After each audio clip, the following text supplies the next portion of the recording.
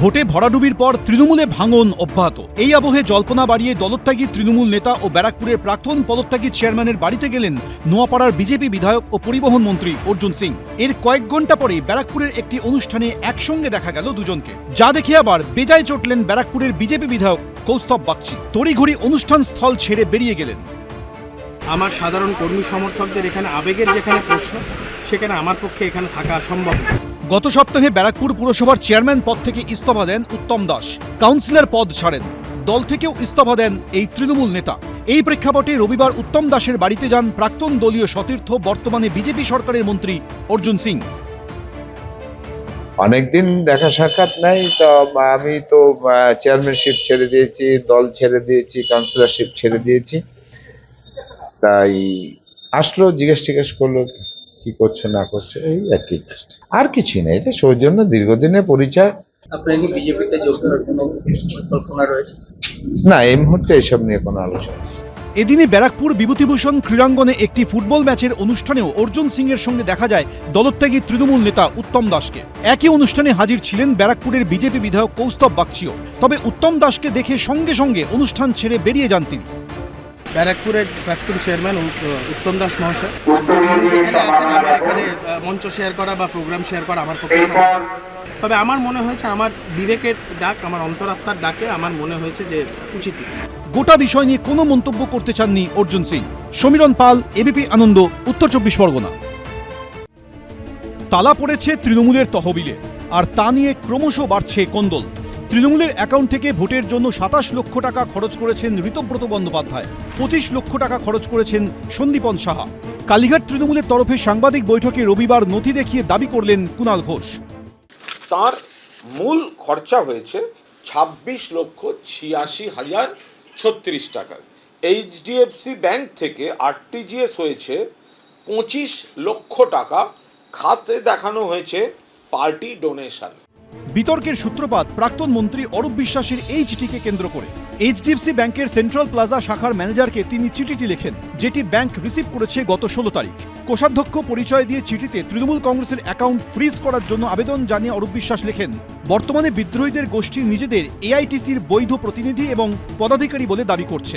সংগঠনের তহবিল সুরক্ষিত রাখতে এবং অনুমোদনহীন ব্যক্তিদের লেনদেন আটকাতে স্থিতাবস্থা বজায় রাখতে অনুরোধ করছি, যাতে এই বিবাদের নিষ্পত্তি না হওয়া অবধি এবং উপযুক্ত কর্তৃপক্ষ নির্দেশ না দেওয়া অবধি আপনার ব্যাংকের শাখায় থাকা অ্যাকাউন্ট থেকে টাকা তোলা না যায় এবং অপারেশনাল ম্যান্ডেটের ক্ষেত্রে কোনো রদবদল না করা হয়। এমনকি দলের অফিসে তার সই করে রাখা চেকগুলির অপব্যবহার হতে পারে বলেও চিঠিতে আশঙ্কা প্রকাশ করেন অরূপ বিশ্বাস।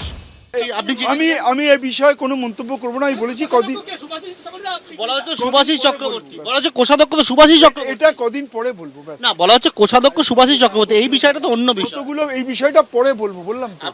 চিঠির কথা প্রকাশ্যে আসতেই চরম অস্বস্তিতে পড়ে কালীঘাট তৃণমূল। সূত্রে খবর, সেই কারণে অরূপ বিশ্বাসকে শোকজ করা হয়েছে। তিনি দলের কোষাধ্যক্ষ না হওয়া সত্ত্বেও কেন চিঠি লিখেছেন তার কারণ দর্শাতে বলা হয়। সূত্রে খবর, 24 ঘন্টার মধ্যে পাল্টা জবাবও দিয়েছেন অরূপ বিশ্বাস। অরূপ বিশ্বাস তিনি যা করেছেন, আমি যেটুকু জানি তার সঙ্গে মানে পার্টির একটা কমিউনিকেশন আছে। এবার তার বেশি আমরা এখন কোনো মন্তব্য করছি না।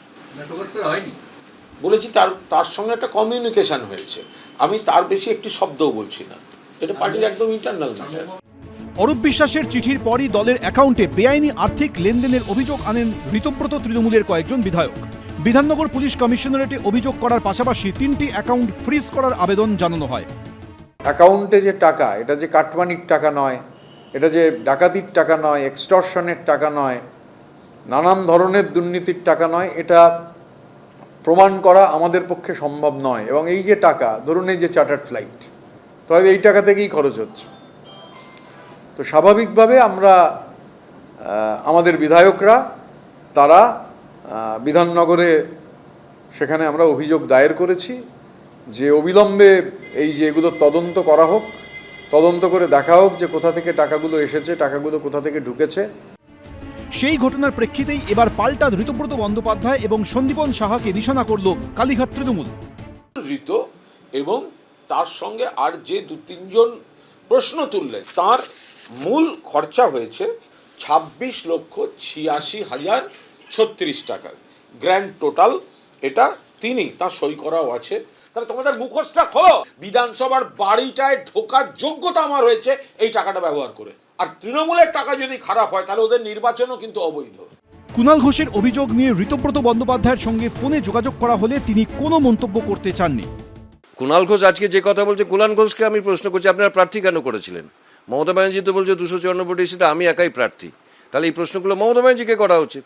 তখন সবার দায়িত্ব তো মমতা ব্যানার্জি নিয়েছেন, তাহলে আজকে ঋতব্রতকে কেন দেখাচ্ছেন? অ্যাকাউন্ট নিয়ে তৃণমূলের এই তরজার যে শেষ কোথায় সেটাই এখন বড় প্রশ্ন। হিন্দোল দে, সৌমিত্র রায়, অর্দম মুখোপাধ্যায়, এবিপি আনন্দ। এবিপি আনন্দ, এগিয়ে থাকে, এগিয়ে রাখে।